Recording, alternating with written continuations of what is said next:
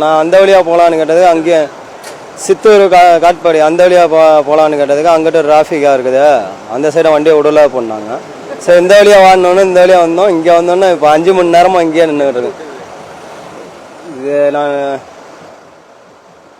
இது கிருஷ்ணகிரியிலேருந்து வரேன். குப்பம் குப்பத்துலேருந்து கிருஷ்ணகிரி வழியாக வரேன். டைவர்ட்லாம் இங்கேருந்து இதாக டிராஃபிக்காக தான் இருக்குங்க சார். தொப்பூர் மேலே இருந்தே டிராஃபிக்காக தான் இருந்துருக்கு. மேலே இருந்தே டிராஃபிக் வண்டி அது 30 கிலோமீட்டருக்கு மேலே நிற்குதுங்க சார். என்ன இதுன்னு சொல்லவே இல்லை, ரீசன்லாம் எதுவும் சொல்லலை. வண்டி ரோடு பிளாக் பண்ணியிருக்காங்கன்னாங்க, அவ்வளோதான், வேறு எதுவுமே சொல்லலைங்க சார். வண்டி எங்கேங்க சார் போனால் தான் வண்டியை எடுக்க வைக்கும், வண்டியை போகல நிப்பாட்டி தான் வச்சுருக்க வைக்கும். டீசலுக்கு வேஸ்ட்டாக கூட விட்டுக்கிட்டு இருக்காங்க சார். இப்போ இந்த வழியாக விட்டாங்கன்னா இன்னும் எங்கே போய் சுற்றிக்கிட்டு போகிறதுனே தெரியல.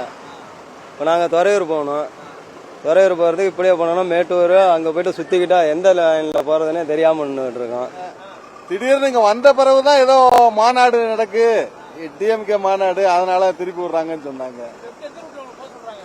இப்ப அதான் இங்க வார எங்க போக சொல்றாங்கன்னு தெரியலையே, இந்த வண்டியை கிட்ட திருப்புறாங்க. இது நான் தொப்பூர் மேல இருந்து இறக்கத்துக்கு இருந்து நிக்கிறேன், அங்க இருந்து நிக்கிறேன். அதான் 1.5 மணி நேரத்துக்கு மேல ஆயிட்டுது. ஆமா 2 கிலோமீட்டர் 1.5 மணி நேரத்துக்கு மேல ஆயிட்டுது. ஆமா ஒரு ஸ்டாப்புக்கு தான் போனோம். இப்ப என்ன செய்ய காத்திருக்காங்கன்னு தெரியல, எங்கிட்டு விட போறாங்கன்னு தெரியல. முன்னக்கூட்டி சொல்லியிருந்தா முன்னக்கூட்டியே நான் தொப்பூர்ல நிப்பாட்டி இருக்கலாம். 1.5 மணி நேரம் முடிச்சு இன்னும் எங்கிட்டு விட போறாங்கன்னு தெரியல. எங்கிட்டும் இந்த வண்டியை கொண்டு போக முடியாது, அது பெரிய பிரச்சனை தான்.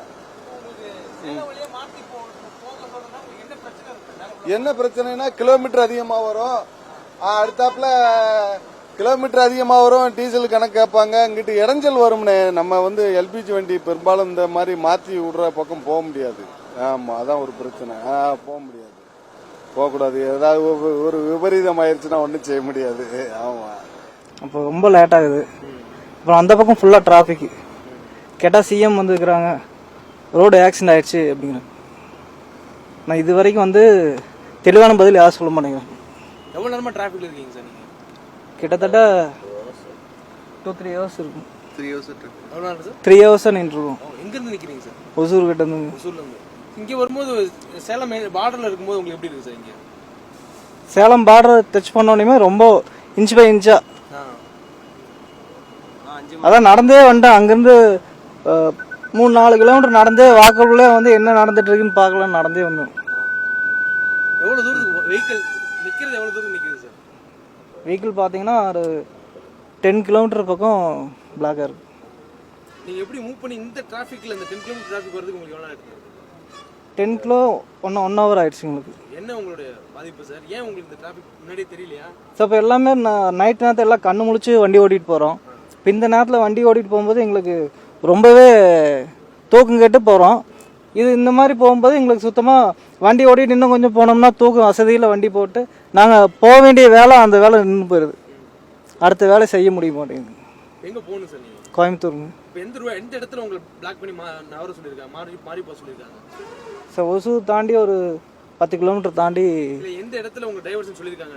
இங்கேருந்து ஒரு 5 கிலோமீட்டர் சார். இங்கே ஏரியா பேர் தொப்பூர்லேருந்து இந்த இறங்கி வர முடியுங்களா? இங்கே